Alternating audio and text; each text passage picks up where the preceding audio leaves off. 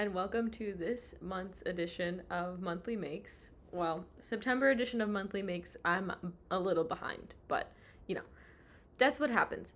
So we're just gonna get right into it with fiber crafts first. And as you can see, after literally 9 months of toil, I have finished my wrapped in brioche shawl. And this is a little preview of some stuff I'll share in the October Monthly Makes, but I went to the New York Sheep and Wool Festival and I found some shawl pins. But here it is.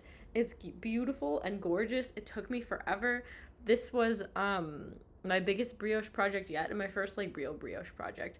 And I got the yarn sent to me as a gift from Knit Picks, which is so cool. This is their You and Billy yarn. It's I believe a mix of merino and mohair. It's gorgeous and perfect, and this turned out so good, and it blocked out so beautiful. This is the pattern.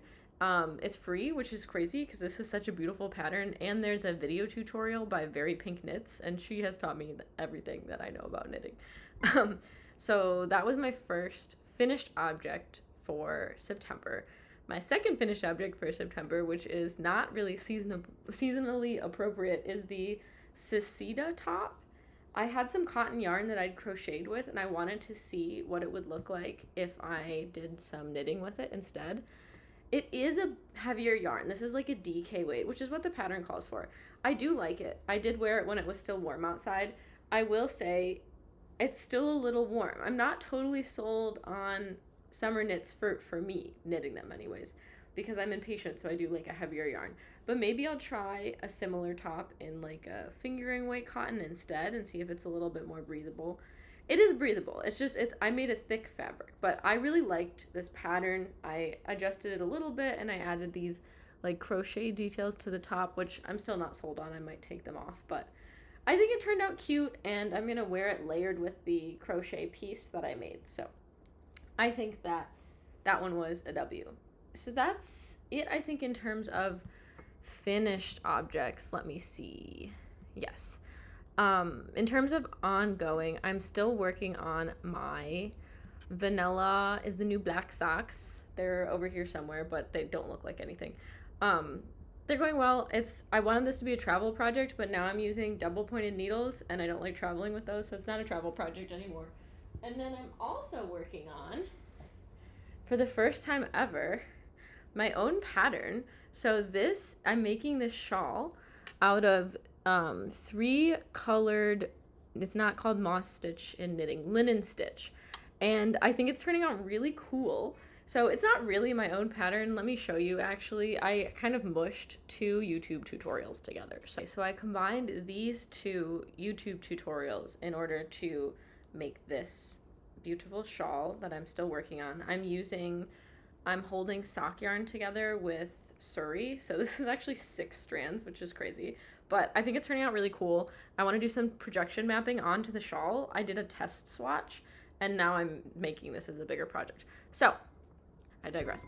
The first tutorial I followed is this 3-color linen stitch tutorial by I Knit with Cat Fur. So funny.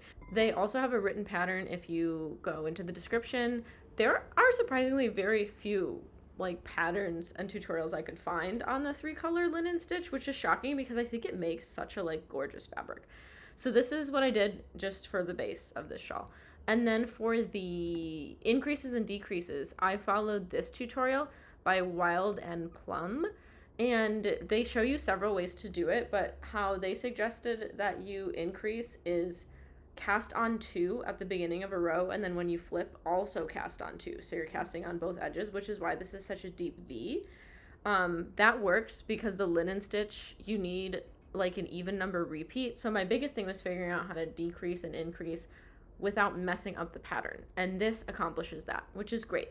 So there's that. I did a little TikTok video pattern on this. I think I posted it on my YouTube shorts. So if you're curious about how to start this shawl and everything, check out my channels. I think it's on there. I can't remember. And then I'm also still working on, I won't show it again because it's getting repetitive, but a second fundamental shawl so I can put my 2 shawls together. This is what it looks like because I already made one. So basically what I'm doing is I'm making a second shawl, and then I'm going to just sew them together at the top like this. so that I can wear it like a little poncho shirt, and I think it'll be very cute. That was before I got the shawl pins, so I could just wear this as a shawl now, but I think it'll be fun to have two of them and have it be like a more wearable piece.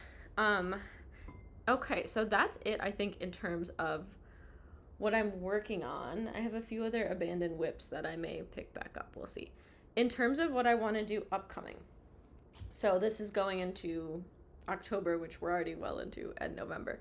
I want to make the ginger shawl, which is a cable project, and I have never really done cables before, but I want to make it in this beautiful yarn I found. Let me see if I can grab it.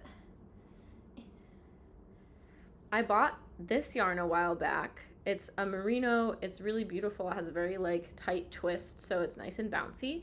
I bought this with a mohair online without looking at it because I saw someone make a sweater out of that combo on Instagram and it looked great.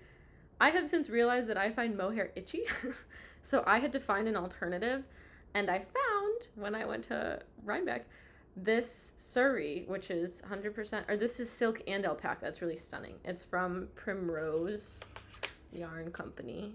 See the ball band. And I think this is perfect. It looks great together. I did a little practice cable, you can see, which is really not that hard, actually. I don't know if it's the same type of cable as this pattern, but I just wanted to test it out. So I'm going to make a shawl out of this, and I am also going to make, if I have enough yarn, and I think I should, these tabby mittens out of the same combo. I don't think I'll add any cables because I don't think I'm there yet, but I want it to be like a cute little matching set. So I'm going to have the little tabby mittens, like this, not like this, little tabby mittens, and then I will have the ginger shawl that I'll wear like around my head to keep my ears warm. And I think it's going to be really cute, and I'm super excited. I do need to triple check that I'm going to have enough yarn, but I think there's different sizes, so it should be fine. So that's it in terms of upcoming. I'm just going to keep working on what I have. In terms of pottery, the month of September was a little bit odd. So we had some successes, and we also had some failures, which is just a part of life. One of my successes is above me. So I made this little picture frame, I don't want to take it down, out of cone 10 reduction clay that fits a Polaroid in it. I did not calculate the shrinkage correctly, so I had to cut the Polaroid up, but I do want to make more frames. I think they're going to be very cute. In terms of other reduction pieces that came out of the gas kiln, I hate how this came out. I think it's okay, and I should use it, but I wanted this to be like a mixing bowl, and I left this part naked, like no glaze, but kind of rough so that I could grate garlic in here. I just don't like how it turned out. So I've used this glaze before. I thought it was stunning. I did put it on smaller pieces, so it was thinner. It kind of is like streaky a little bit, which I don't love, but I know it's just like phase separation. And then it dripped a ton. So the cool thing that did come out of this is that luckily it didn't hurt the kiln. I was so afraid. The shelves were fine. But I did get all of these little glaze drips from it, like perfectly round and stunning. So I do want to make these into jewelry. And that this is a very happy accident. But in general, I know people love the drippy look for their pieces. I'm just not a super big fan of it. I don't like that this didn't cover evenly, and yeah, it just doesn't look the same as when I first used it. I think I just did the glaze application way too thick because the inside is nice, but then you see like where I double dipped it and then there's a hole here, and she's not my favorite, but I will use her as a mixing bowl. That was my intention. So that was my other cone 10 piece. And then I have some little guys here. There's one thing I can't show you because it's a gift, and I don't know who watches. No one watches this channel, but just in case they do. I made these little like worm keychains also out of the, I used the Cone 10 Studio glazes, and it covered their little eyes up, so they just look weird. But I'll still turn these into keychains because they have holes drilled through the noses. And then of course this one turned out perfect. I'm gonna make way more of these. Little Cone 10 dachshund. Look at his little face. He's so cute. This is also a keychain that has a hole through the middle of it, and you can still see his little smile up close, which I think is great. So I will make more of these. I think these are super fun, and I just do these when I'm throwing pieces and trimming, and I have extra like wet clay. I'll just sculpt them into little keychain things. So I do want to make more of these. I should put that on my list. But yeah, we got the glaze drips, we got the dachshunds, and then I did get one more piece out. So Let me pull this up actually. Okay, so I wanted to pull up the glazy recipe because I'm getting back into mixing my own glazes. In the past, I've mixed my own Cone 6 crystalline glazes, and I do want to do that again. I probably should put that on my to-do list. But because I can fire to Cone 10 now, I also wanted to mix my own Cone 10 glazes. And I've actually been chatting with the maker of this glaze, transcriber. I don't know what you call glaze people. I'm still learning. And you can see I uploaded my little pictures, usable.